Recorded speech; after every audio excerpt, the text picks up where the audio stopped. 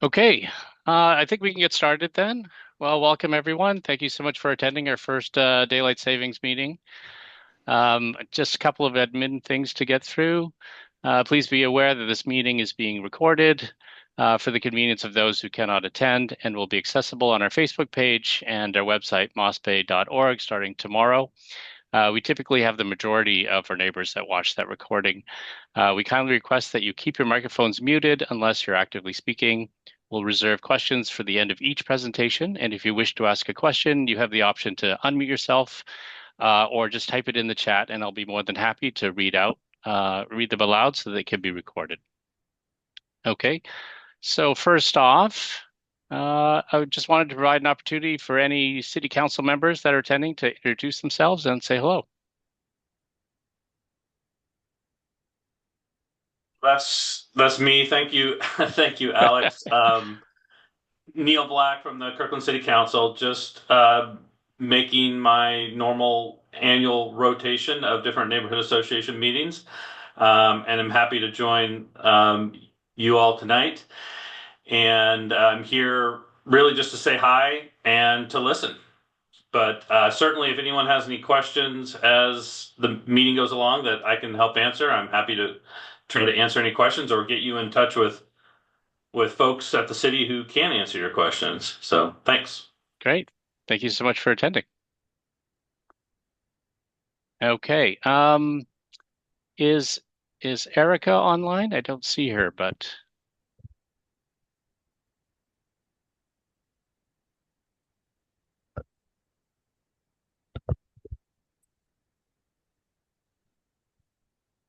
no. Okay. Let's move to the second item on our agenda. So over the past few months, we've received many questions about the issue of homelessness in Kirkland, and tonight we are pleased to have Jim Lopez, the Deputy City Manager, to inform us on the city's current response to homelessness and our plans going forward.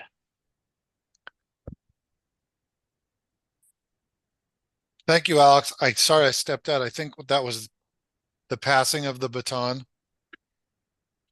Yep. to the city staff.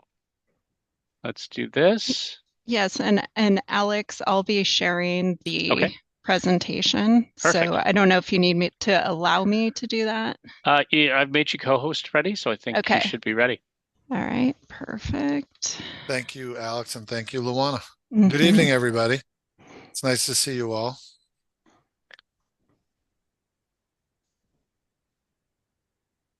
Can everyone see this?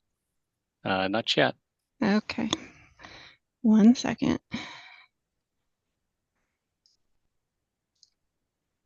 So, Alex, while we set this up, can you kind of remind me of the time parameters? When would you like me to bring it home and turn it over to questions? Oh, I think we've got you scheduled for the half an hour that you requested. Oh, good. So that includes Q&A. Thank you for that. Can everyone see it now? Yes. Okay, good. We just need to go into full screen mode and then I will begin. It's showing full screen on mine.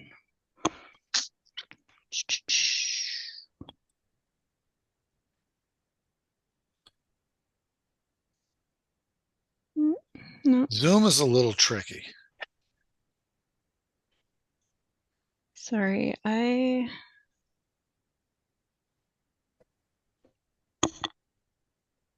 think if you want to go into the slideshow mode, you click the little screen on the very bottom of the screen there. There's a little video screen icon. I think it's showing that way on her screen. I've been. It is, and I just got a new computer, so let's see if this is. I apologize, everyone. Oh, you're very kind to do this, Luana. That's what comes up on mine when I do it. Oh.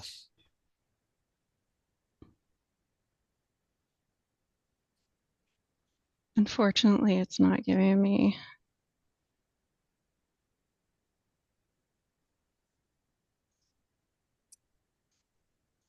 Maybe if you go back to the first screen, the first way we had it. Yeah, I could just do it through this. Right. So good evening, everyone, and thank you very much for allowing us to take some time tonight to talk about our community conversations on homelessness. My name is Jim Lopez. I'm one of the deputy city managers here at the City of Kirkland. There are two of us. And Luana is here as well. Thank you so much, Luana, who has done such a great job staffing our project. And Luana will be available for questions as well as Councilmember Neil Black is here. So welcome and thank you, Neil. I'm sure Neil can jump in with questions as well. You know, the key part of this presentation is to engage in dialogue about the state of homelessness in Kirkland, our response, and then to get feedback. Deputy Mayor Jay Arnold has arrived as well. Welcome. Thank you. To get feedback on a future action plan that the city has tasked the staff with developing. We'll talk about that in a minute. But what's really key to know is what we hope first and foremost is to educate on everything we're actually doing. We are being proactive about how we're addressing homelessness. And I think in order to get feedback on how best to inform an action plan around homelessness, it's good to know as best as we can in a short period of time to let you know the things that we're doing. And then to get your feedback on those things and not limit your feedback on those things. It's to get insight on the priorities that you think we should be engaging in, as well as maybe we're missing something. Maybe there's something you think we need to put in our plan, or something that you think we need to emphasize more. So the action plan itself was part of a resolution, 5631, which happened in 2024, June. And it declared the city's commitment to address homelessness and to engage the community in a unified action in our response. And a lot of our response is going to involve something that we call the continuum of care. Now, this is essentially the same presentation that I recently gave at two community forums where some of you here may have attended. So it's essentially it's the same process by which we communicated our actions at that event I'm going to do tonight and get feedback in the same way. So what we hope to do is define the problem. Do we have a problem in homelessness? We actually start the community forum with that very question. Do you think we have a problem, a homelessness problem in the city of Kirkland? And I'll ask that question now. Maybe you could put a thumbs up or a response in some way, a hand up, or how many people here think we have a problem, a homelessness problem in the city of Kirkland? I see Sue. I see a gentleman waving. Yep, I see Casey. Not everyone.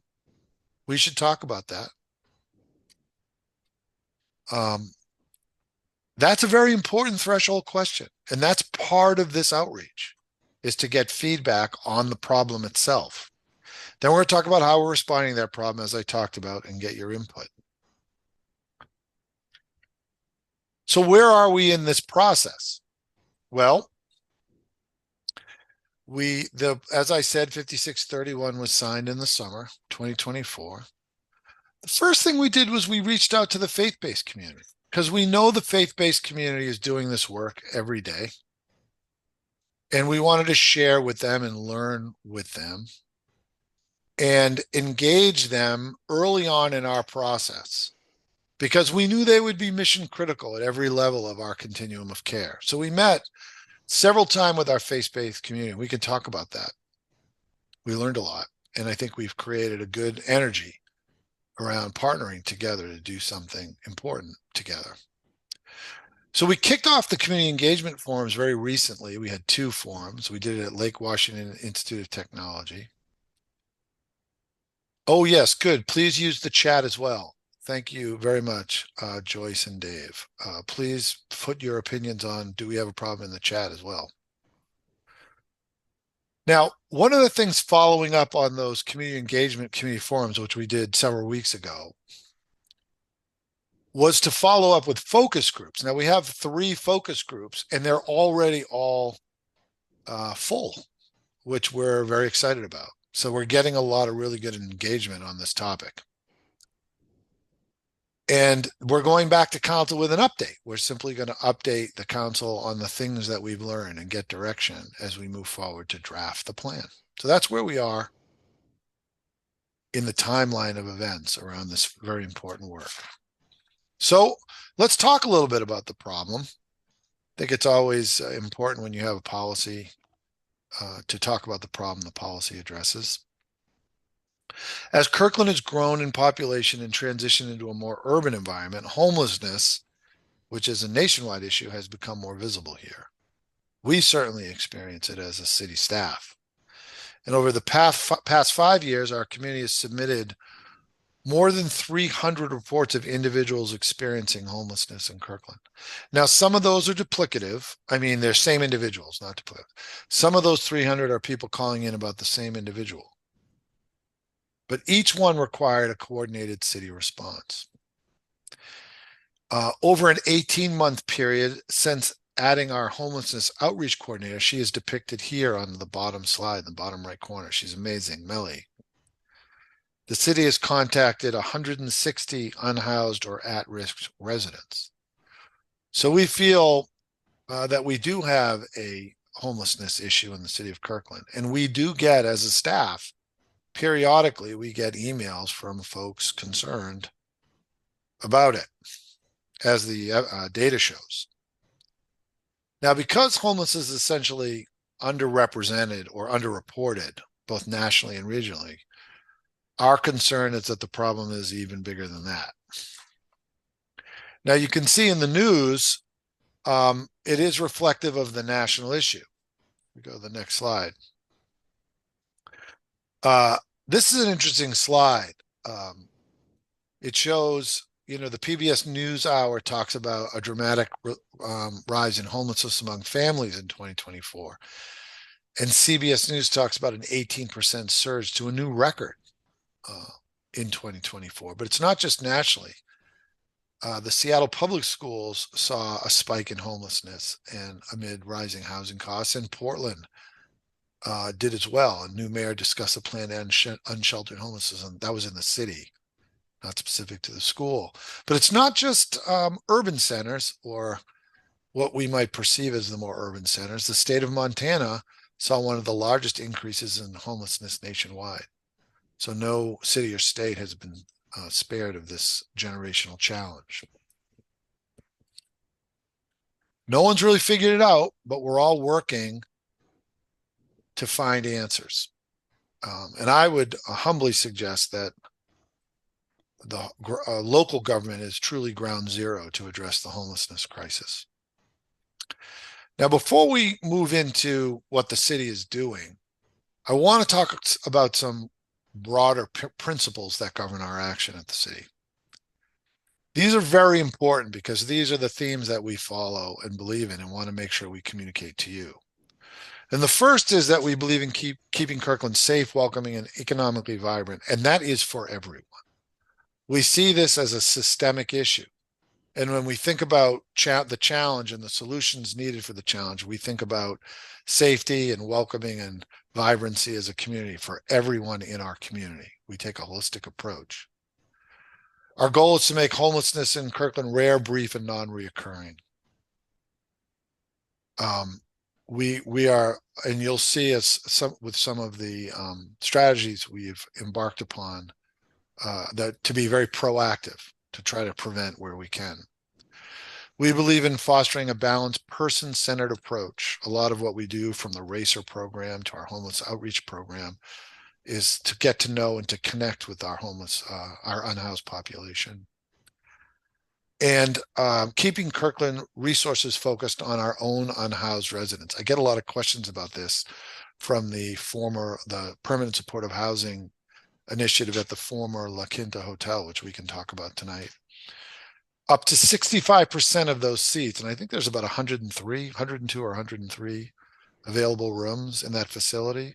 Up to 65% of those seats are available to Kirkland and our neighbors, East Side. So we are focusing on our unhoused population here in Kirkland. Next slide.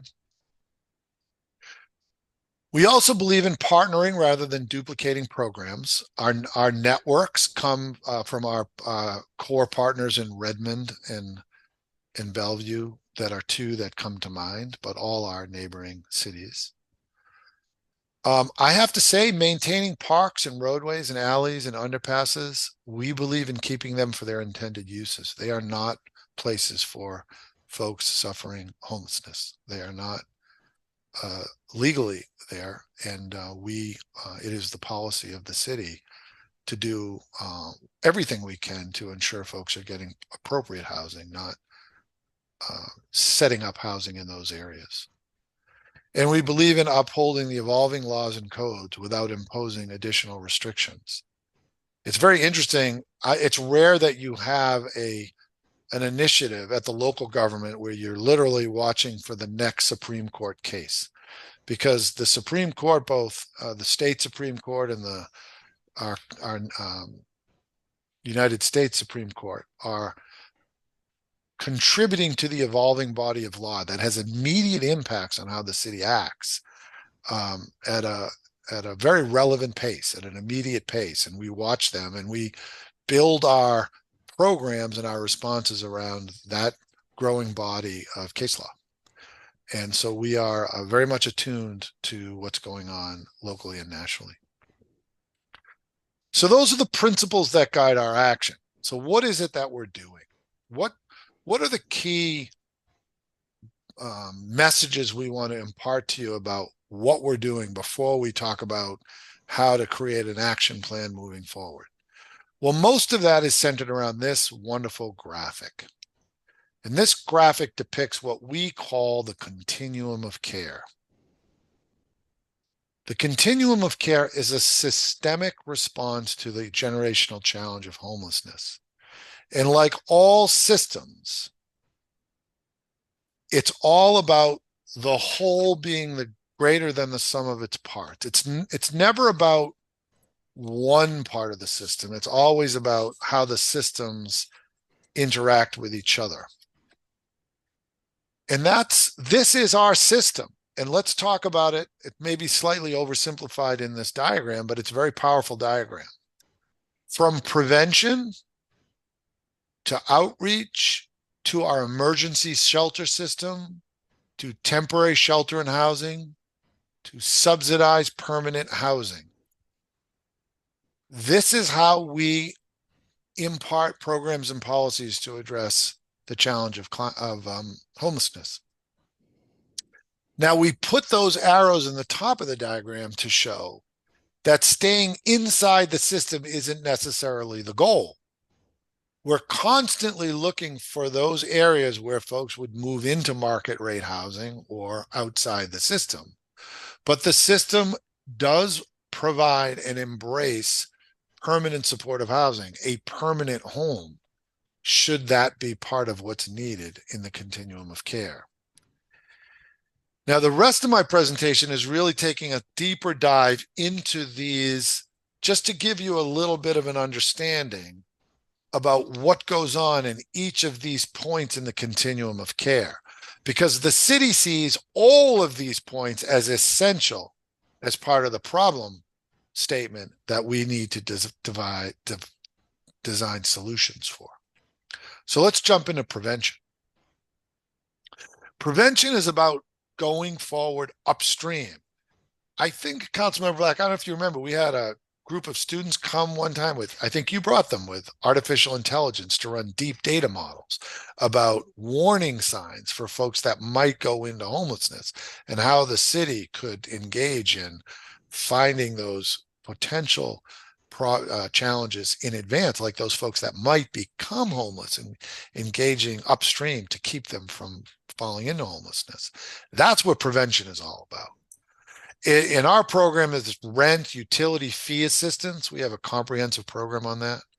It's about tenant protections and legal support, because so often people fall into homelessness because they can't afford their market rate or even their subsidized housing. And it's about our human services coordinator for community well-being. We actually have a full-time staffer who works on funding and programs to help prevent folks from going into homelessness. Now, we can put in the chat, I don't know if you can see this, we have these cards. I want to make sure we get these cards out, because the cards give really good examples of each of the phases or elements of the continuum of care. And prevention is a critical part of that. Some of the other prevention funded activities are For Tomorrow, which is a program that provides rent, mortgage, and move-in assistance. You all probably know of HopeLink, flexible financial assistance to meet basic needs. There's a Muslim Community Resource Center here that provides emergency rental assistance. The Overlay Christian Church, which provides emergency financial assistance, and the Eastside Legal Assistance Program, funding for full-time attorney to assist low-income housing. All of these are noted in our continuum, and we want to make sure we communicate all of the good work that goes on every day to prevent people from falling into homelessness. So, and I'll move quickly here. The next part of the continuum is subsidized permanent housing. Now, you probably have heard of this. Well, actually, you've heard of it in many of its forms. Subsidized permanent housing comes in the form of tenant protections in the low-income utility support program, funding for human services, including rent assistance and legal support. It's subsidized permanent housing is affordable housing. Subsidized permanent housing is housing, workforce housing, 80% adjusted median income housing. You've probably heard about subsidized permanent housing from the county's permanent supportive housing program, which is the former La Quinta Hotel. That is a form of permanent subsidized housing. In that instance, you simply just pay 30% of your monthly income and you qualify as homeless through various criteria that the county created. Subsidized permanent housing is a mission critical part of our continuum of care. This is where people move to if they're ready. And the availability of subsidized permanent housing is kind of a foundational element to a successful continuum of care. So I put the bookends of the continuum in the first two slides. So now let's go back to on the upstream side, which is outreach. We have a homelessness outreach coordinator. You saw Melly in the previous slide. It's amazing. It's one of those positions that we hire and we wonder how we ever managed without that position before we hired it. It's just one of those desperately needed services. We have referrals to services. Melly is constantly referring and trying to place folks in the system. There's basic needs distribution. This is where we provide the severe weather hotel vouchers when it's really cold or really hot. And we have a homelessness assistance and response team.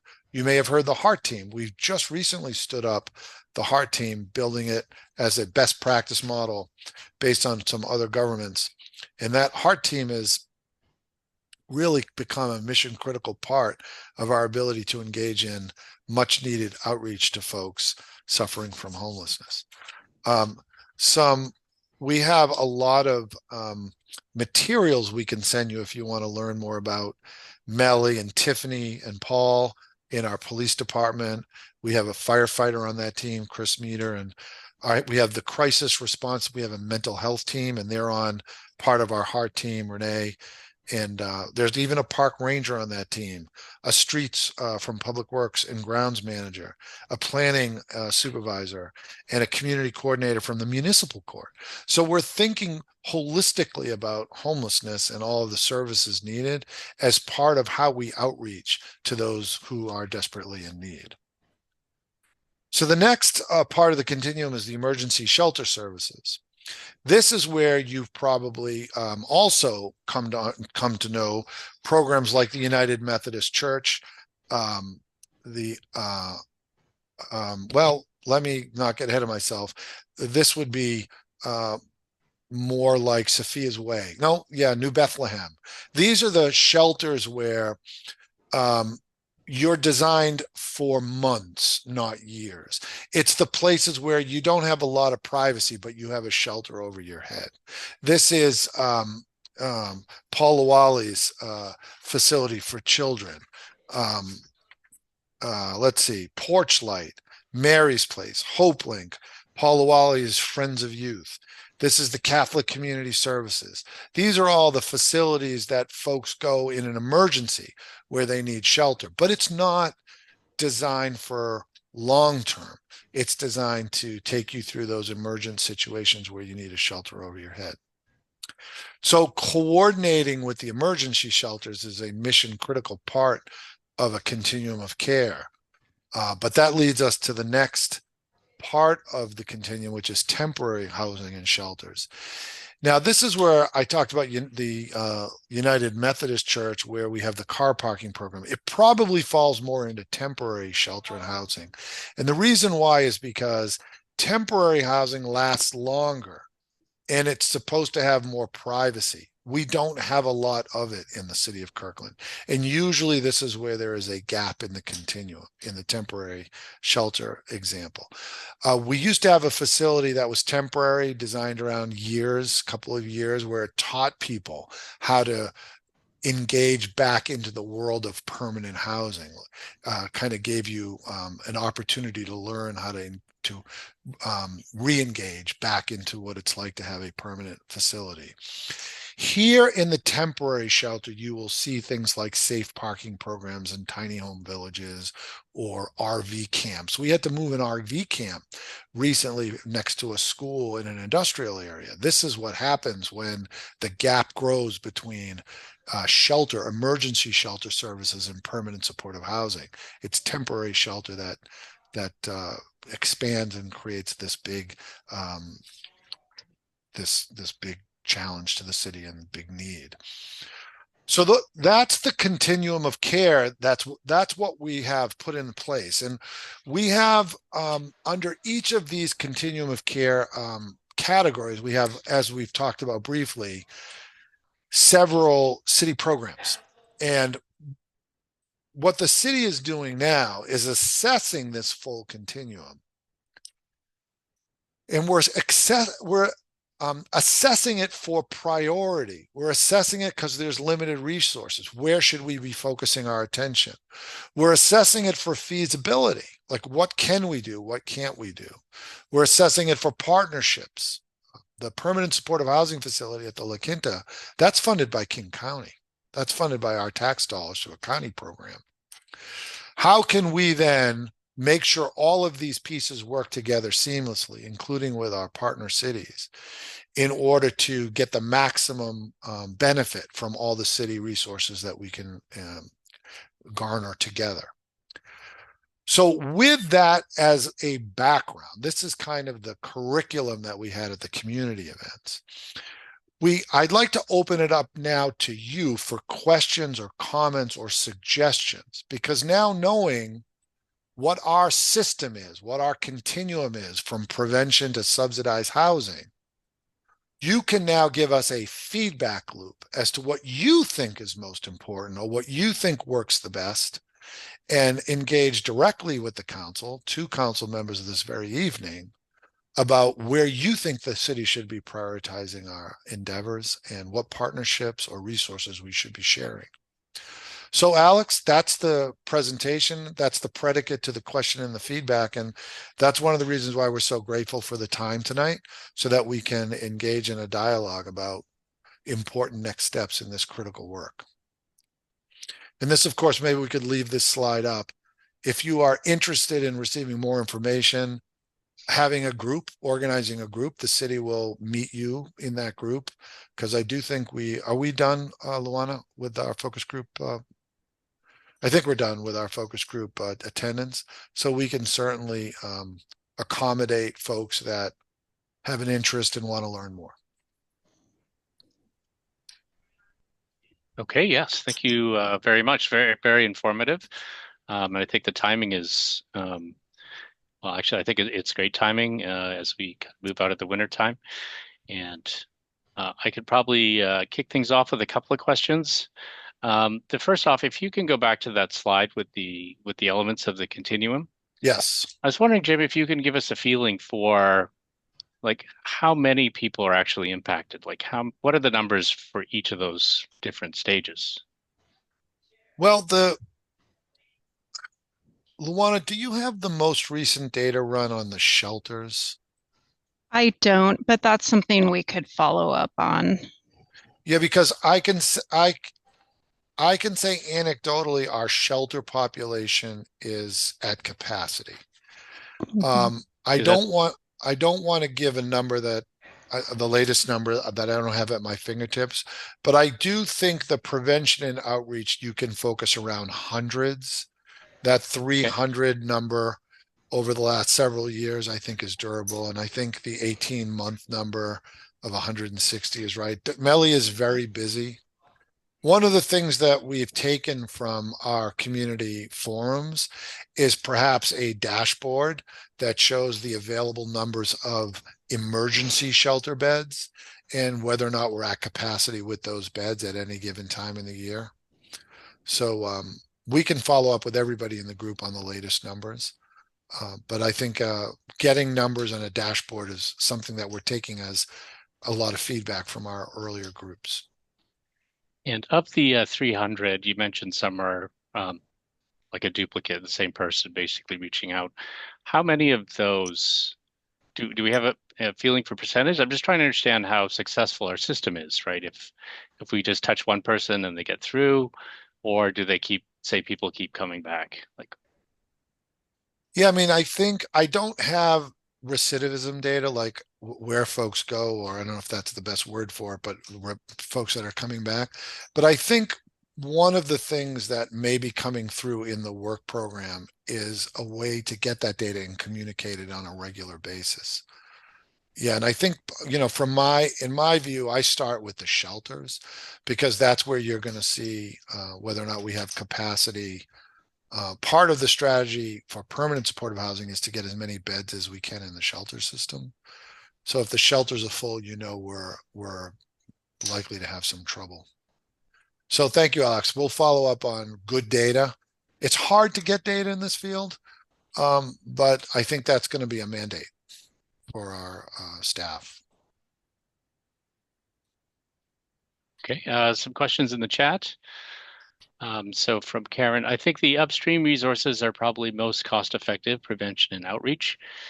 Question regarding outreach. Hang on. If we see someone sleeping in a stairwell, park, or underpass, do we call police, non-emergency, or is there a specific outreach number? There is actually on the City of Kirkland website, and I'm going to put this in the link, and I might, just because I'm having issues with my presentation mode, I'm going to stop sharing here for a moment. Yeah, maybe you could show that card, Luana. I'm sorry, the card. Or the information around where's the best place to call. Yes, I will do that right now. So there is a portion of the website where it's called Our Kirkland, and we have specific steps you can take if you see someone in the community who's struggling unhoused. You can use this site specifically.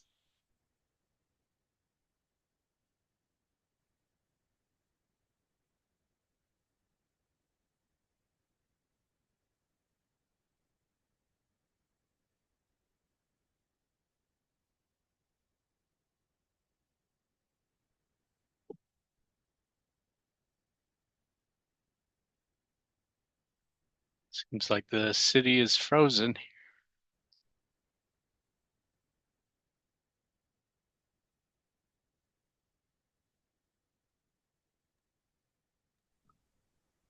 All right. City is frozen. City Hall seems to have gotten frozen. All right, I'm going to try. This is Neil Black. I'm going to try to answer the question that Jim and Luann were answering. So I have this card here. I'm going to put it up. This is the homelessness assistance response team card, and in it is a list of all the folks who work for the city who are members of the HEART team. So, folks from Public Works, from Parks, from Police, from our Community Responder Program. But there's also a website on the card that you can go to, and there's all the information about the homelessness response team and the numbers you can call. I will say that as we roll out our Neil, I just put that in the chat. Oh, perfect. Thank you, Jay. As we roll out, and these are available from the city of Kirkland at City Hall, and hopefully Jim can figure out maybe a way to get it to the neighbors here in the Moss Bay Neighborhood Association. But in the meantime, as we're working on improving our community responder program, which is 13 mental health professionals who are working 7 days a week responding to different types of crises in our community. Kirklanders will be able to rely more on 911, knowing that there will be a tailored response to different types of issues that arise in the community.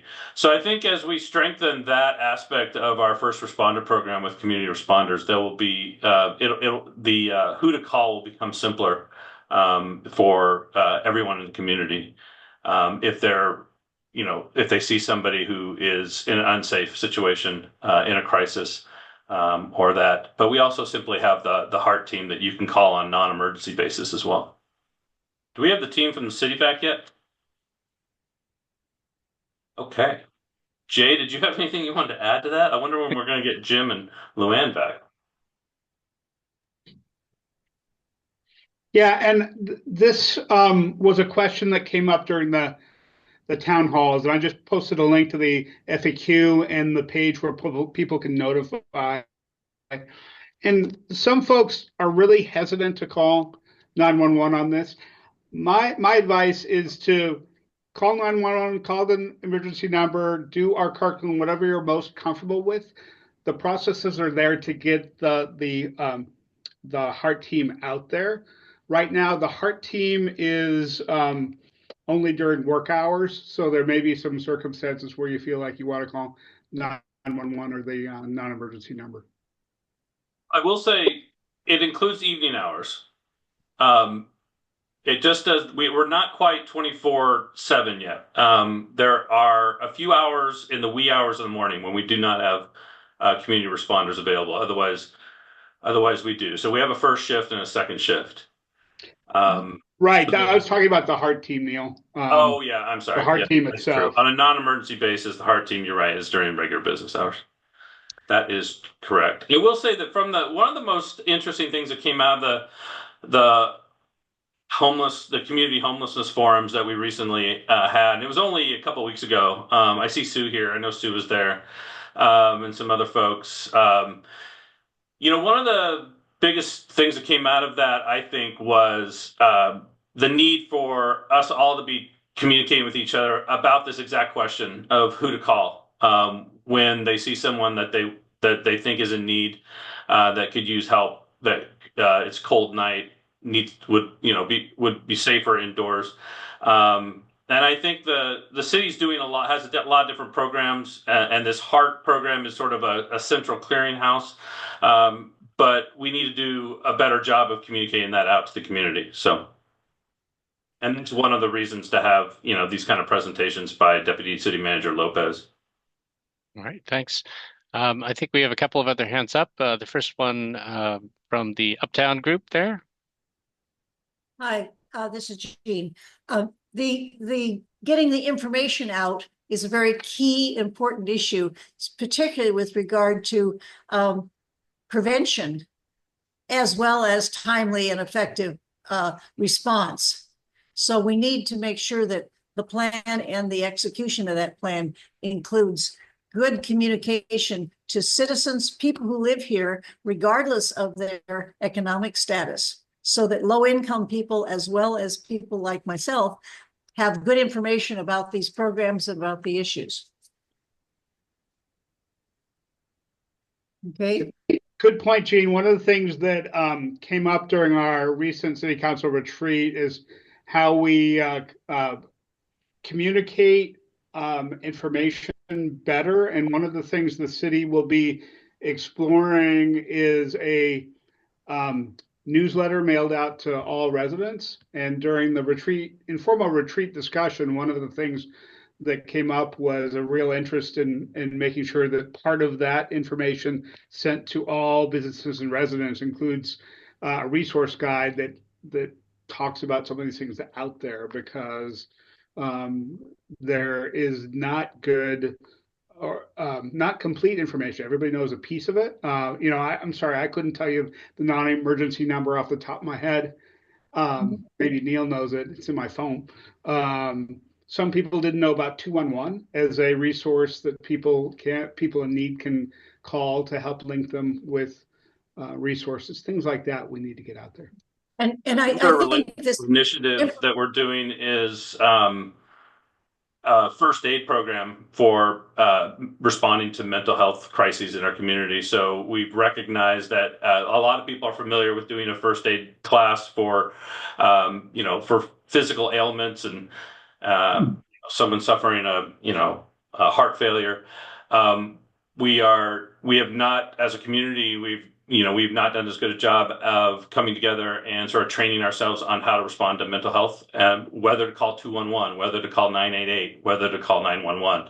So the city of Kirkland that's a new initiative that we approved recently. And Jeannie, to your question too, related to your question too, is we talk about the homeless continuum of care,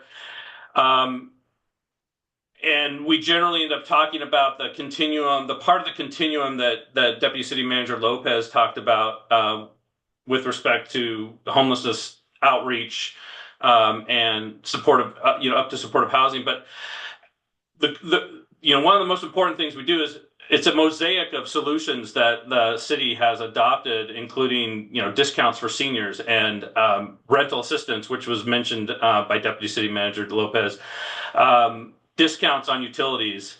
So trying to keep people, it's definitely less expensive. Well, one thing we all know, it's much less expensive to keep people in their homes than to deal with problem once someone is experiencing homelessness. So we do have a lot of programs. We don't always talk about them when we're talking specifically about homelessness. Yeah, we need to remember that lots of people who are homeless some days used to not be homeless and may not be homeless right now. They may have a job, they may have an affordable place to live, they may have a decent rent. But the point is, everyone needs to be included.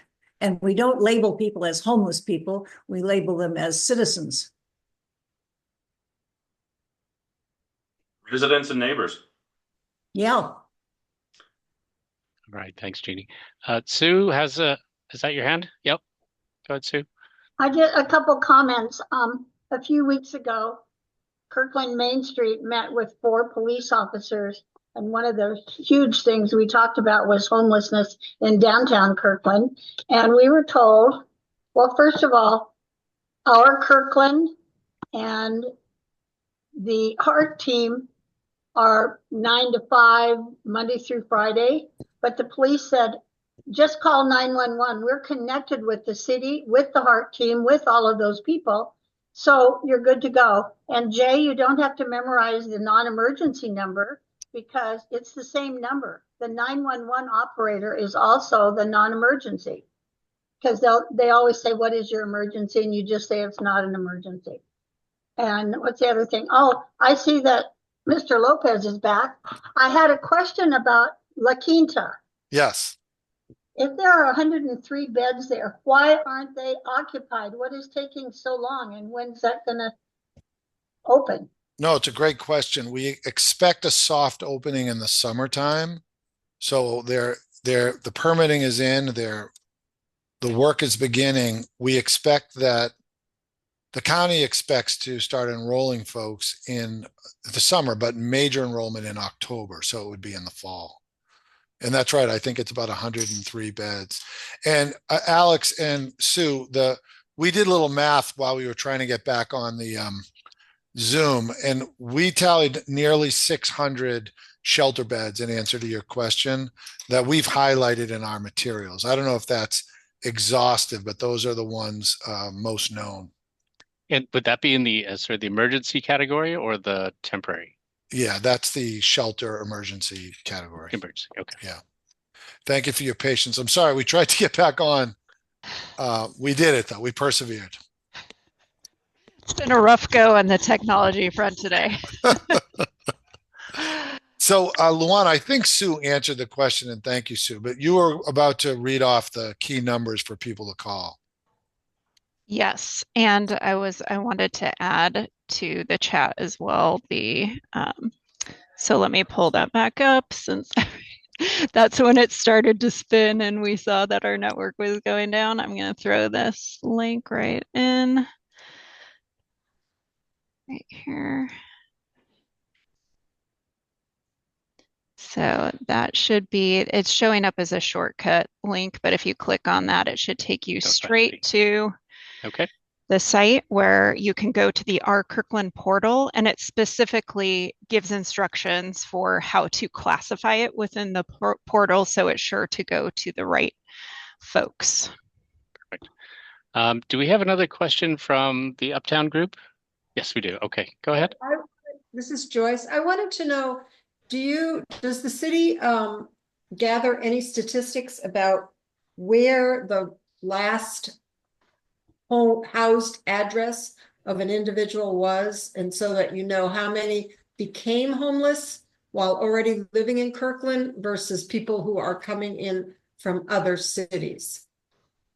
Yeah, I mean, I think that may be a data that the human services providers take in when they move into case management. I'm not aware that the city does it through our outreach coordinator, but I could follow up with you on that. When we try to place them into services, I think the service organizations may do that. But okay, I would put, I'm sorry, go ahead. Yeah, no, I mean, I would think that the city of Kirkland, you know, not like maybe treat everybody the same, like when nightfall comes. Sure. But in the long run, in the big picture, we might have more responsibility to people who actually started out in Kirkland. Sure. I know exactly what you're saying. I think that's all part of how we're defining our local referral network. I think it's a really good question, because the city, through the local referral network, we have in the La Quinta, in the permanent supportive housing program, we have the right to 35 of those 103 seats. Let's say it's 103, but we also have the right for another 30 if we can refer them timely for a period of time. I think it's like 3 months. And we are designing a local referral network based around some of the principles that you just said. And like how you define that local referral is something that we're working on. Now we share space with Bellevue and Redmond, so we've already reached out and we have kind of a robust network moving with them. But it's likely that we'll stay very close with the city council about how we're managing our own internal city issues, prioritizing them with our resources. And I have to know, I have to ask a big hello to the Uptown collaboration. Where are you guys? At Uptown. Where is that? Oh, Uptown. Yeah, next to Kirkland Urban. Oh, I got you. All right. We're next door to Chain Line Brewery. I got you. Okay. Yeah. That's great. Hey, Jim, this is Ken. I've got one more question. Yes, I can. Hey, good to see you.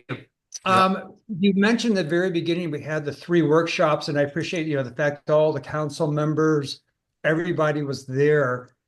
And then you also had your offsite. What were the main takeaways from those 3 sessions or 2 sessions you did with all the residents on the homeless discussion? And are those brought into go forward actions? Because I'm looking at the materials and I can see some familiarity, but I'm just wondering, all that work we did, what's the outcome? Yeah, I think Thank you for that, and that's a really great point. And those were they were very well attended, and I think all the council came to every one of those two meetings. Yeah. So thank you, Ken. I would say yes, all of the insights we took, and we're collating and writing all of the insights we did at each of the tables. We're building that now. But I can say, as being a part of the evening, the themes that we're hearing tonight were very much present in those meetings, namely getting a statistical or a data-based understanding of the problem.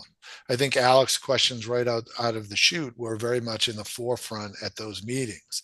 We have a lot of problem solvers in our community. It was really great to see. People were saying, all right, let's do a root cause analysis. How many, how often, things like that. And it's hard to get data, but I think that's one of the things coming out of our work.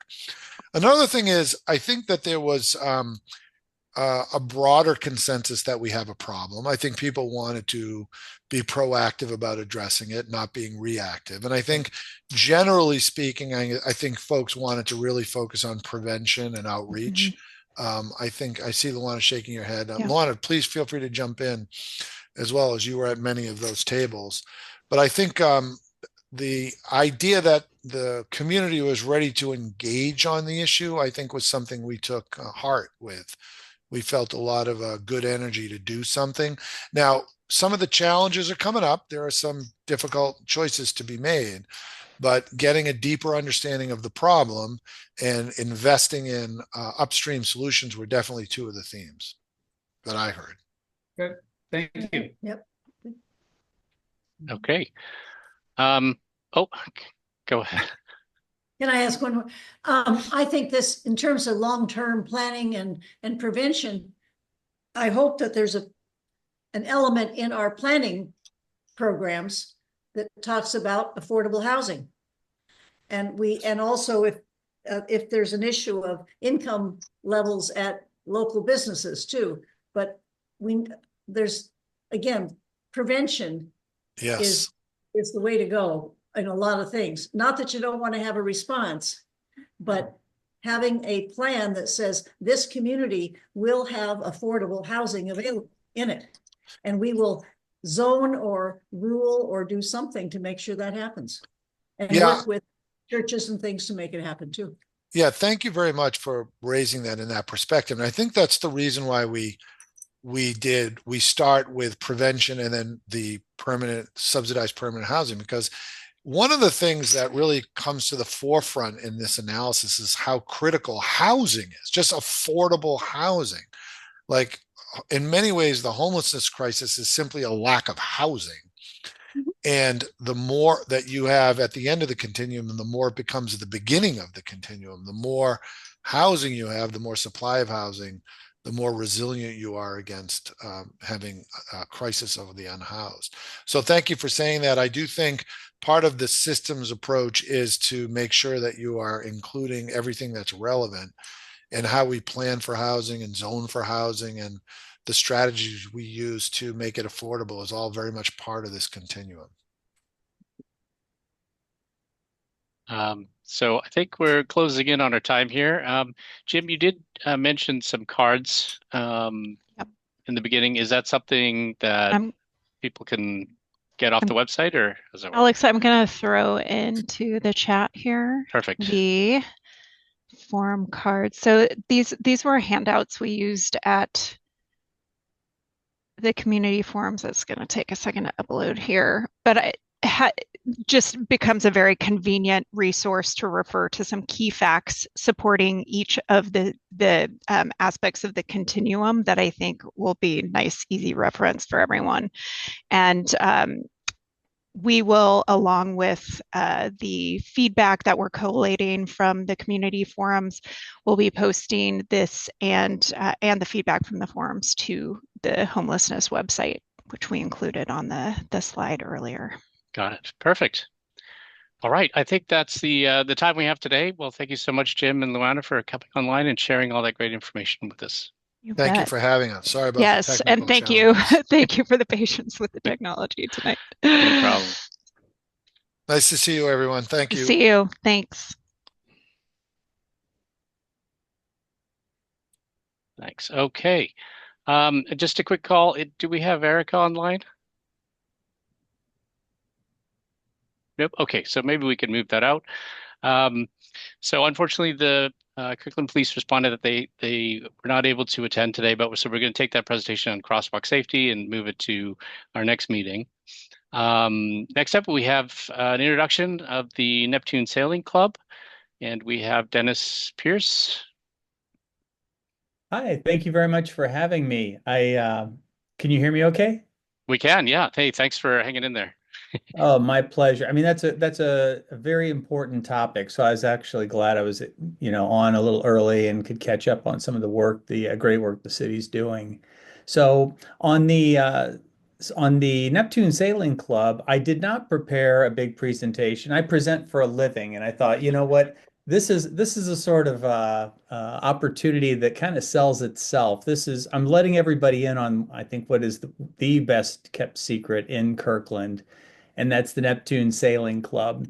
And we've been Joyce is a proud member and has been a member. We date all the way back to 1965.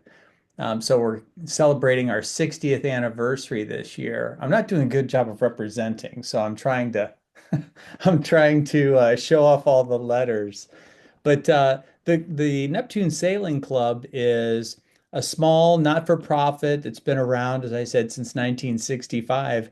Believe it or not, we have four beautiful, well-kept boats in the Homeport Marina. We have two Catalina 22s and two J22s.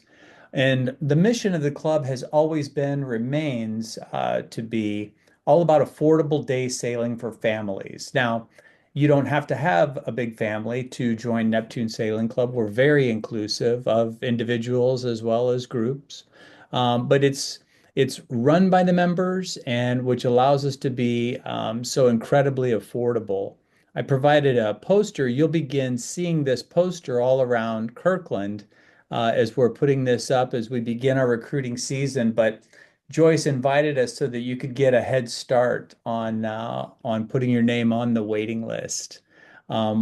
We have a newly updated website that you can access through the QR code, or you can go to neptunesailing.org. That's all one word, neptunesailing.org, to learn more. And if it's something that is appealing to you, you can submit for more information through our website, and we will begin the correspondence to put you on the wait list and hopefully get you in as new members this year. So the beauty of this is, and I'll use myself as an example. There was an article in the Seattle Times about 20 years ago talking about Neptune Sailing Club. I grew up on power boats, having fun, whatever, but really didn't know anything about sailing. And then come to find that this group had been around. These boats were right here. I live up in the north end of Kirkland on Finn Hill, and I work down near Burgermaster, right? And I'm thinking, I'm about to buy a sailboat and try to teach myself how to rig a sailboat, how to maintain a sailboat. Where am I going to store the sailboat? And I read about Neptune Sailing Club, and that was 20 years ago. And shortly thereafter, I was on the board and have never left the board. So much like all of you, once you find something that you really believe in, that you really rally around, it is something that I feel privileged to be a part of this group. We have 85 families, 85 members, and we keep it small so that there's always a boat available. These boats are in the water year round. We love them up with a couple of work parties, one in the spring and one in the fall, which is a lot. It's a social event, but it also gives you an opportunity to learn more about the boats and get to know other members. And then we have different special events, different socials throughout the year to try to promote more camaraderie. But it's really for we live in such, I don't have to sell you this. I mean, we live in a beautiful area, right? And there's no better way to take advantage of it than being out on the water. And so all skill levels, you do not have to be, a well-versed sailing advocate or a certified sailor. We offer introductions to our boats as a new member. We hold some sessions to get you familiar with the boats, with safety, how to go out and enjoy safely. And then there's, it really comes back to that opportunity to get out on the water and just get comfortable. But they're very well kept, and this is literally a fraction, about a third or a quarter of what you would normally pay to join a club like this. And once you join the club, we have an annual dues that we pay in the beginning of the year, and that's the only fee that you pay for your membership in the club each year. And the boats are available to you 365 days a year. So there's no bad weather, only bad gear. So what are there?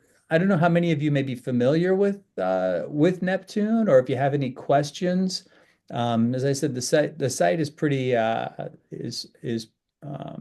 recently overhauled to try to provide some more information. But we have all of the life jackets that you need. We have a little space just right next to the marina that you can go in, check out the boats, and then grab your life jackets and head out on the water. So, is there any? Oh, Joyce has got a question. Yes. We have a really fun work party once a year, and it's coming soon.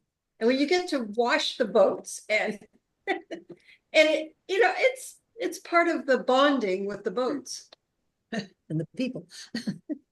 It really is. It's no pressure. I learned something new. We have our own power boat, which I hardly ever take out because we have the sailboats, right?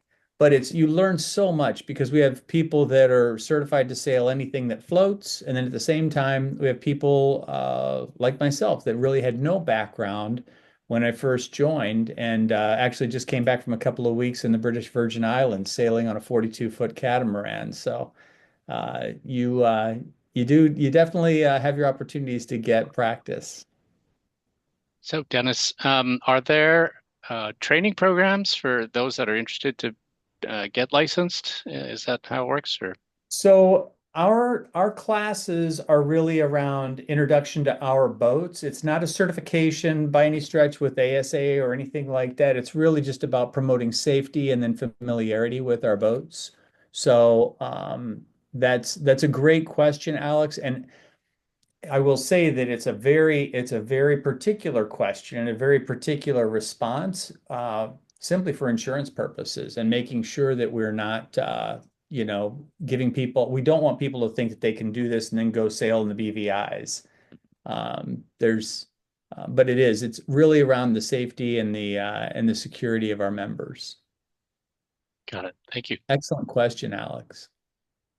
Any other hands at this point for Dennis? We have a question here. Wave your hand. Yes. Oh. Hey, Dennis, this is Ken. By the way, I walk down there all the time and I see the boat, so it looks amazing. For those who want to join, and as you get to the summer months, you've got the 4 boats. How far in advance do you have to book, or how easy it is to get the boat, especially as you get into the peak season? Yep. Excellent question. So we do not do online reservations. It's first come, first served, but we also track very closely. And they're literally, if there is a wait, if there ever is a wait, and there's almost never are all 4 boats taken out, I will tell you that. And you can hold me to it, right, Joyce? Yeah, sure. Honestly, you can put we have a next up board, right? We ask that people go out for 3 hours, no more than 3 hours. If you come back and no one's there, you go back out for, another 2 hours, 3 hours. But honestly, you can put your name up on next up and probably go grab a cup of coffee across the street and come back and the boats are there. Okay. That's the other. I will share that because there's so many people familiar with the neighborhood, that is we are so fortunate. We've had to move around 3 times in our space to be adjacent so that you're close enough that you can go, you see, okay, we've got boats, right? Now I'm going to go in and sign out. We don't ever want to have to think about what if we could go online, but then you have people reserving and maybe they don't show up. We play with that every year when to go that path. But honestly, we watch very closely. That's why we cap at 85. And if you want to sail, there will be a boat there. I can I can pretty much guarantee it. Great, thank you. Wow. Yep. Great, fantastic. So I did get the brochure that you sent out, and so I can post that with the meeting notes once this goes up on our website. That would be great. Yeah, I just like it. I didn't want to come in and bore everybody with PowerPoint, and I thought if I could put a slideshow together of all the pictures, but really we all see it, right? You look out and you go, wow, I wish I was on a boat. Actually, I rode my bike on Saturday and I saw one of our boats out. It was great wind. It's been a really nice wind lately. So that's but usually it blows me away, a beautiful day, and I look over and I see all four masts and I'm like, are you kidding me? No one's taking a boat out right now. So, but yeah, do join. You'll start to see the poster going up around Kirkland, so you're getting a head start. So it's a lot of people on the wait list, but at the same time, if you're interested, we have space this year. We'll be happy to have you come join the fun. Great, fantastic. Thanks so much for sharing today. Oh, Joyce, you had another question?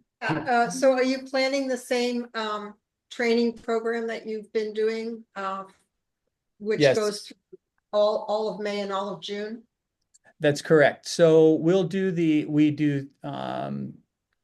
notify the new members then in April, and then in May and June we'll begin the Thursday evenings. There's a couple hours on Thursday evenings, and then we encourage the members to get out on the water on Saturday with an instructor, or even sailing amongst themselves as they're getting more and more comfortable, as they feel confident to go out on Saturday. So we reserve the boats for the training program through the month of June. So Good. Fantastic. great question, Joyce. But yeah, the work And party will it's be the included first. in the price, and the whole training program is included in the price.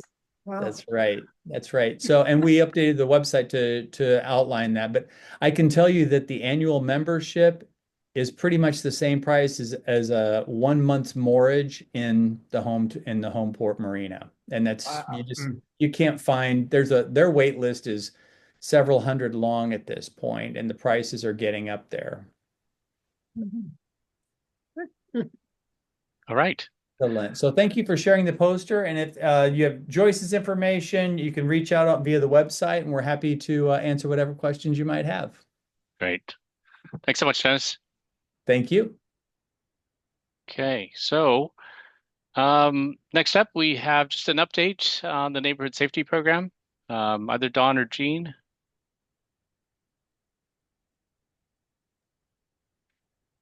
I have a PowerPoint I can share. Okay. So let me get that on here. And let's see. I can figure out the technology here. All right, so right here. Okay. Yep. That is working. Okay, I'm gonna try to switch it to full screen. All right. Get my thumbnails off the screen here. So we have a few updates on the program. I'll just move right through that slide. This is our project for 2025. There's a bicycle ramp on Kirkland Avenue that where it intersects the Cross Kirkland corridor. And currently there's this dip in the curb, which bicyclists use to access the pathway that leads up to the Cross Kirkland corridor. You can see the corridor in the background there. And we propose to install an actual bike ramp to replace this divot in the curb here. That's intended to make room for some water valves there, not intended to be a bike ramp. So, and Kirkland Avenue will be part of the Kirkland Greenway bicycle route. So the ramp would become part of that. And I will explain. Let me move on here. There shows the location. And it shows its relationship to the trail right there. And I'll just move on to the next one. Okay, so here you can see the Kirkland Greenway includes part of Kirkland Avenue right now and continues up into Rose Hill. And so these three projects will at least potentially eventually be part of the Kirkland Greenway. So that's an advantage of our proposal.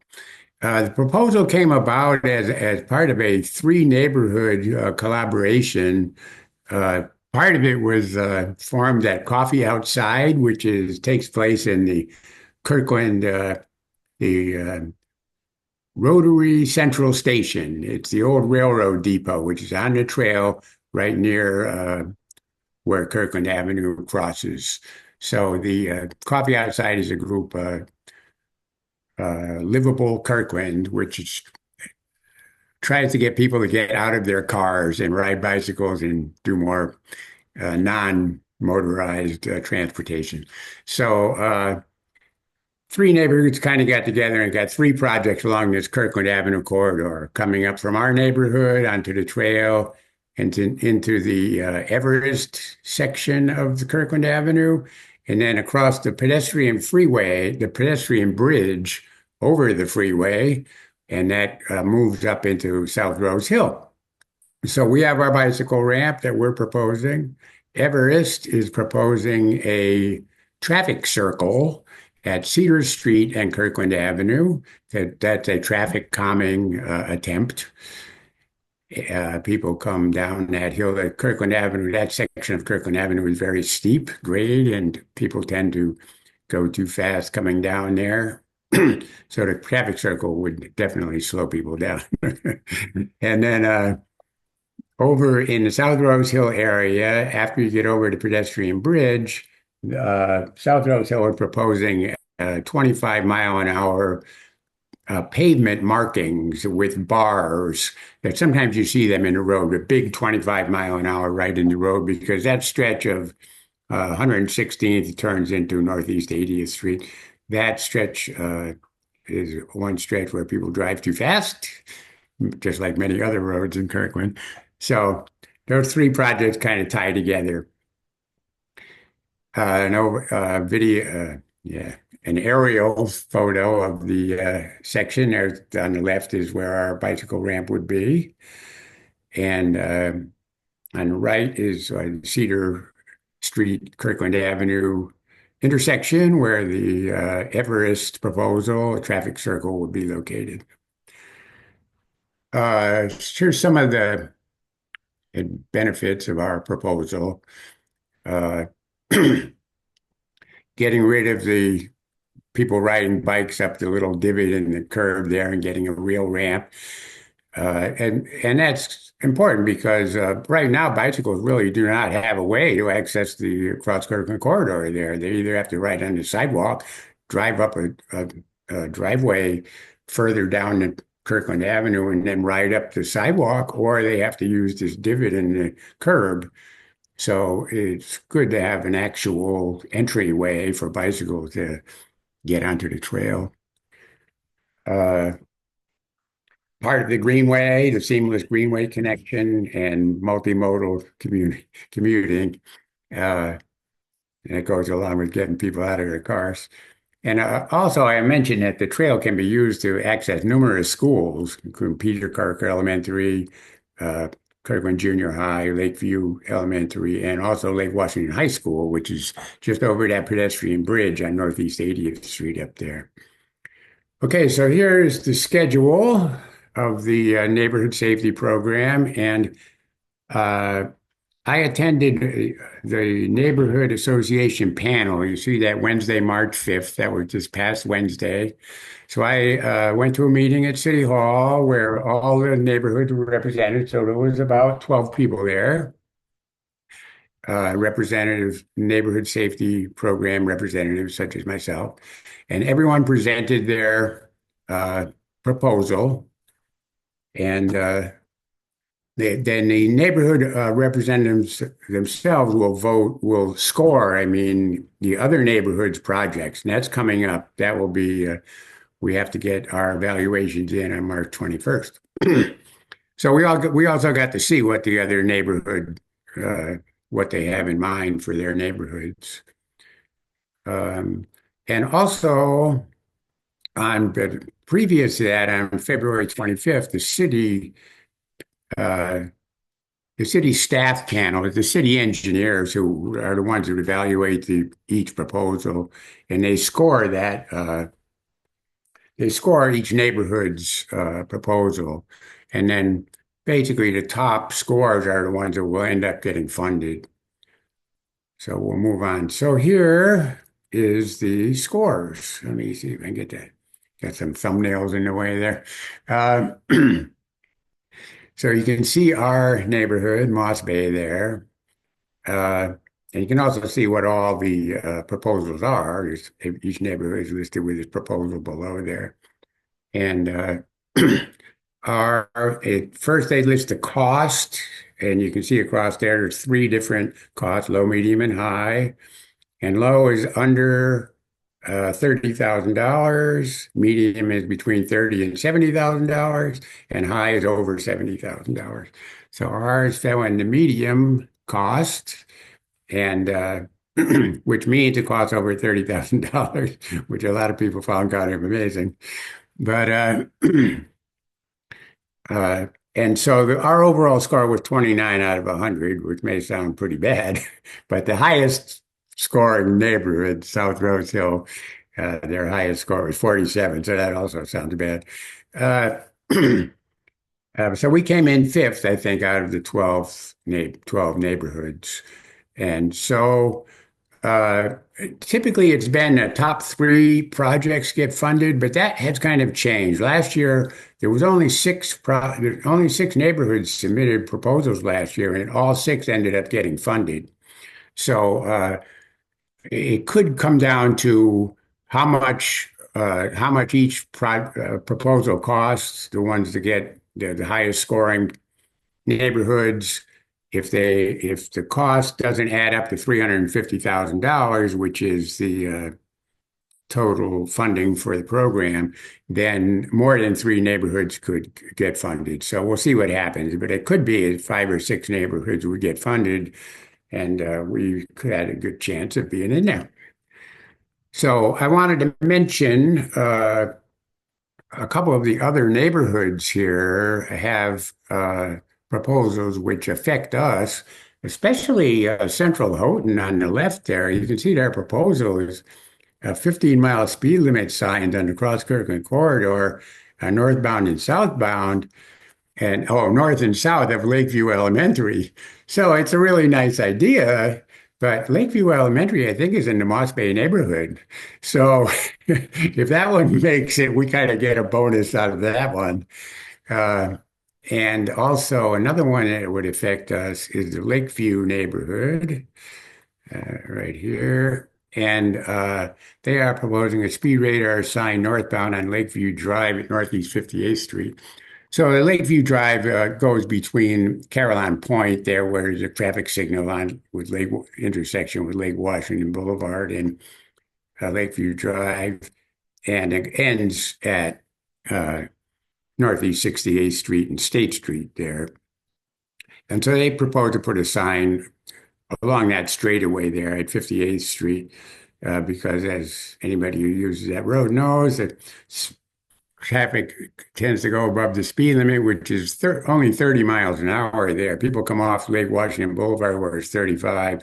They drive onto Lakeview where it's only 30, but they continue driving at the speed they were going, which would be too fast.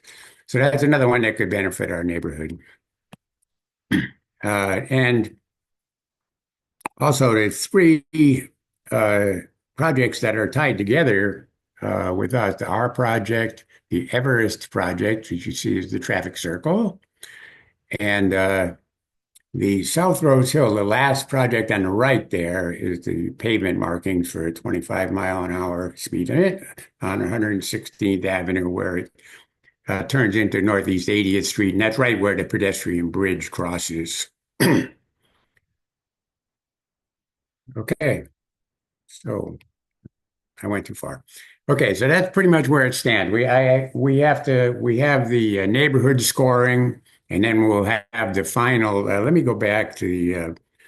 We have to just go back to the schedule here. And we have our final panel meeting will be March 28th, and that's where we'll find out which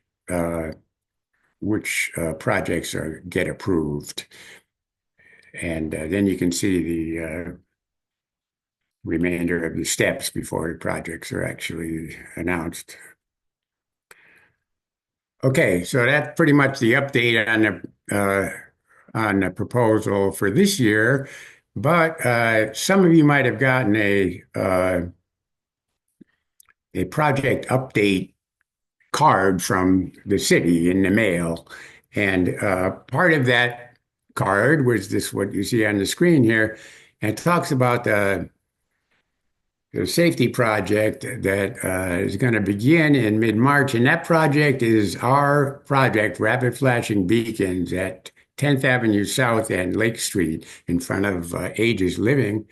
That will actually be installed this summer. It should be done by August.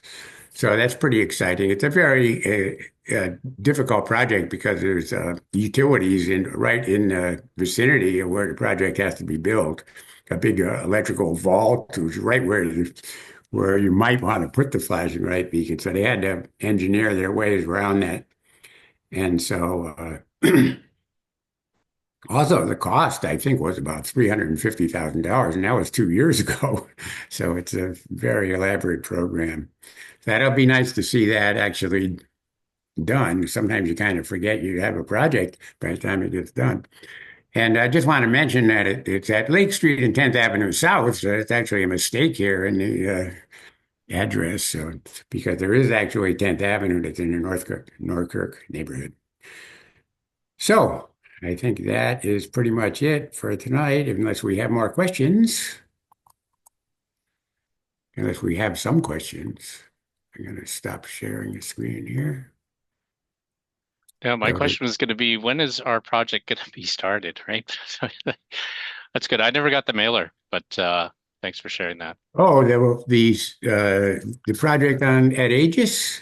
Yeah, yeah. Oh, yeah. Okay, I have the card right here. I think it's going to be started in. It's going to be started in the spring here.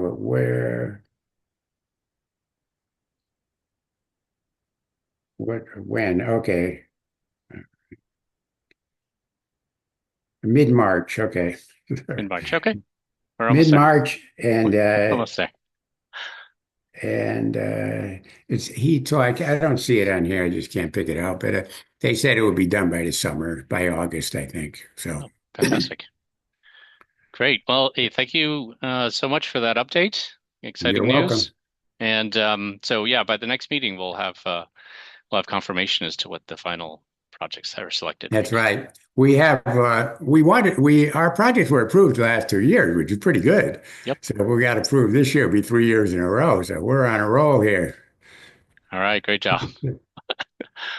Okay, I think with that, we are at the end of the meeting for this month. So next meeting will be May 12th, and at that time we're trying to get the police as well as the introduction to the Kirkland was that Cultural and Arts Committee. And just let you know, our next happy hour is going to be April 14th. So look out for either a posting on our website, Facebook, or an email with the details for that. And with that, thank you so much. Thanks everyone for attending. Have a good night.